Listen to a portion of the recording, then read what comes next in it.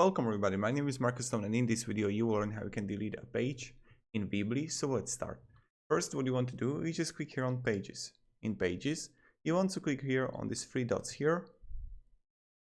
And let's say that I will create another page. Okay, category, done. And what you can do, like click here on contact page and click here on delete and delete. And voila, this is how you delete the page.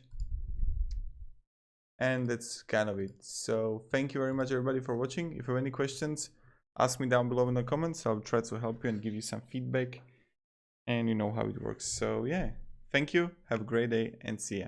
Goodbye.